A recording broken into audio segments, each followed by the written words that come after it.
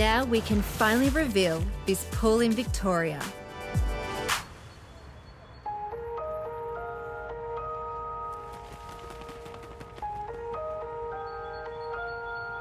Well, Jess, we're in one of the premier streets of Melbourne.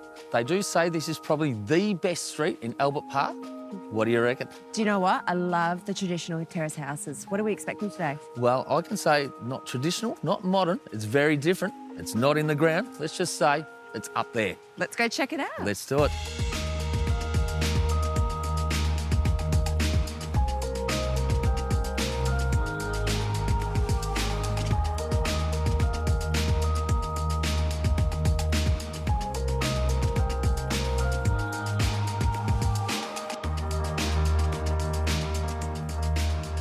First impressions, a traditional style house with a modern pool. Again, second story, get out of it.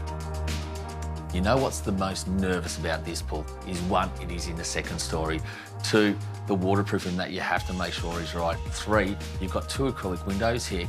Those three together, that's what you've got to be nervous about. When you walk through the door, again, the best thing that is different is that they've still got a garden downstairs underneath this. So it's not just that you have a window here in the kitchen, but you've got a window that's actually outside over there. Let's just say you're going to get some sort of a leak, and if they haven't, well, you know what, Aquarius, I give it to you, mate.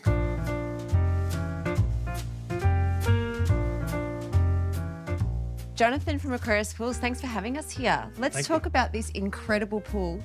Usually when you come and see a traditional home or a house in Albert Park, you might see the pool in the backyard. Of course. This is above. Yeah, Yeah. for sure. I mean, space is premium. It is, it is. So if you want a backyard still and you want a swimming pool, you've got to go up.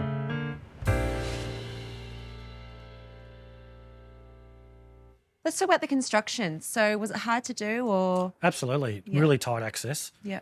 Access via a narrow laneway. The existing house was here intact, so that was limited through the front. Very tight access, and of course it's elevated. We're at first floor level here. Yeah. With the kitchen and living and dining area below. So what was the client's brief in terms of design? Like obviously it's such a small space, like Yep. in terms of like colours as well as the shape of the pool. Yeah, I mean, it's compact, but it definitely utilises the maximum amount of area.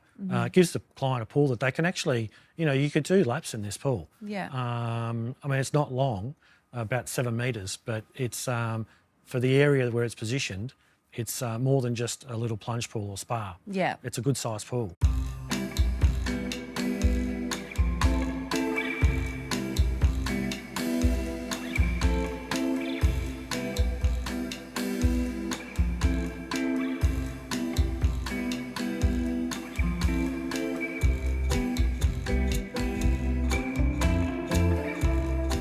It is immaculately clean in there. It isn't done by Infloor, but it is done by the Maytronics robotic cleaner. Let that go. Go downstairs, watch TV, come back up in a couple of hours' time. The robot's done the work. You don't want this on the window down there. Today, Jesse, you're in the pool.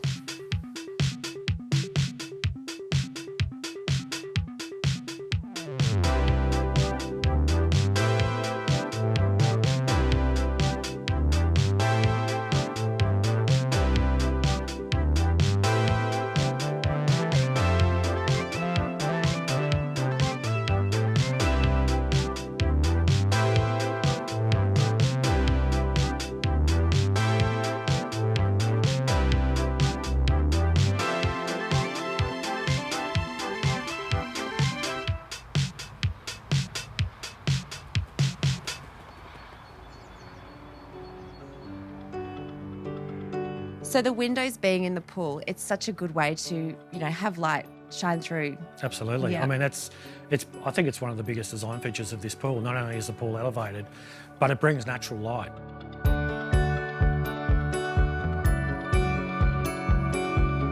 I mean, it's a great feature from below to look up to the swimming pool, but realistically, it's bringing beautiful natural light into that area, which otherwise you wouldn't get. All right, engineering. Let's talk about the engineering of this pool. Yep. Very unique. This pool actually sits on 4 steel columns only, and there are 2 steel beams which go across the pool at each end. So effectively the pool spans from one end to the other. It's a clear span straight underneath. And also a really important feature of this pool is it actually has a stainless steel tray which is cast in situ with the concrete, and it has a load-bearing drainage matting on it. And what that basically means is that at any point down the track, if there was some sort of small failure or water ingress from somewhere, it's not going to get anywhere near the house below. It's going to get caught in that drain, and then there's an inspection point where we can actually see if there's any moisture coming out at any point. So it's a great design feature and ensures the longevity of this pool.